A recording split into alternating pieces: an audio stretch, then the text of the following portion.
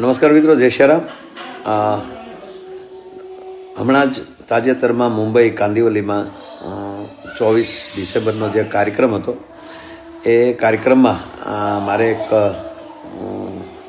જાહેરાત કરાણી બગદાણા વિશે, અને એમાં મેનેજિંગ ટ્રસ્ટી શબ્દ મેં વાપર્યો. અને મને હમણાં જ નવનીતભાઈ સરપંચશ્રીનો ફોન આવ્યો. એમણે મારું ધ્યાન દોરાવ્યું કે ભાઈ હજુ કોઈ મેનેજિંગ ટ્રસ્ટી નથી, બધા ટ્રસ્ટી જ છે.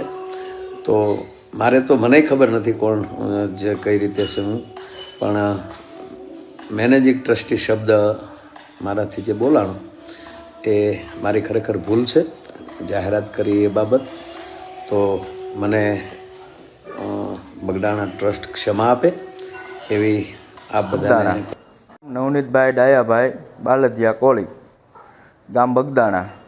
માં ઘણા સમયથી બગદાણા ગુરુ આશ્રમના ટ્રસ્ટીની હારે થોડુંક આમથી આમ ચાલે છે. યોગેશભાઈ સાગર, જેઓનું મુંબઈમાં થોડા દિવસ પહેલાં કાંઈ હશે ભજન, એમાં માયાભાઈ આહિરે એવું કીધેલું કે આ મેનેજિંગ ટ્રસ્ટી યોગેશભાઈ સાગર છે.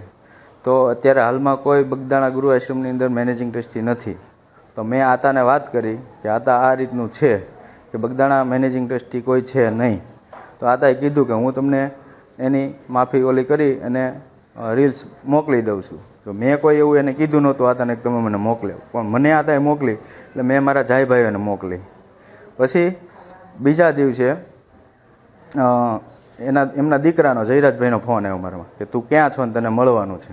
તો મેં કીધું હું બગદાણા છું, આશ્રમે છું, ગમે ત્યારે આવો ત્યારે મળશું. પછી પાછા મારા એક બીજા મિત્ર છે રામભાઈ વાળાકરી, તો એમને મળ્યા. એટલે એમનામાં ફોન આવ્યો કે ભાઈ આ કોણ છે ને શું છે.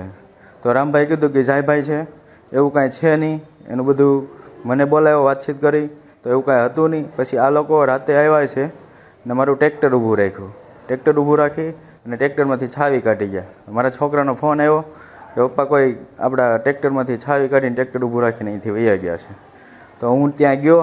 તો પછી ગાડી પાછળ એ ગાડી લઈને હતા, વેરના ગાડી હતી, અને એની પાછળ હું ગયો. તો પછી એ લોકોએ ગાડી આગળ જવા દીધી. તો પછી પાછળ મારી પાછળ ગાડી આવીને કે તું કેમ અમારી રેકી કરે છે. તો એમાંથી 4 જણા ઉતરી ખાલી એટલું બોલી અને ધોકાને પાઇપે મને મારીને હાથે પગે બધે ઈજા કરી છે. પછી થોડી વારથી કે બીજી સ્વીપ ગાડી આવી, તો એમાંથી 4 જણા ઉતર્યા. તો એ લોકોએ ધોકા પાઇપ કાઢી અને મને બધી જગ્યાએ માર્યો છે. અમારા હાથે ફ્રેક્ચર આવ્યું છે, 2 પગ, બે હાથે, પાછળ, કમરના ભાગે બધી જગ્યાએ મને મારેલો છે.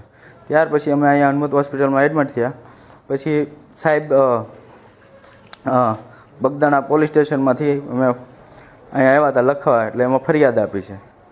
અને અમારા 2 મોબાઈલ તોડી નાખ્યા, મારી 2 વ્હીલ બાઇક તોડી નાખી. અને સાહેબને મારી નમ્ર વિનંતી છે કે આની યોગ્ય તપાસ થાય, આમાં કોણ કોણ પાછળ છે આ કારણની અંદર. એટલી મારી એસપી સાહેબને મારી વિનંતી છે કે આની અંદર કદાચ મોટા માથા હોય ખરા. અમારી તમામ માહિતીથી અપડેટેડ રહેવા માટે જોડાયેલા રહો ત્રિશુલ ન્યૂઝ સાથે.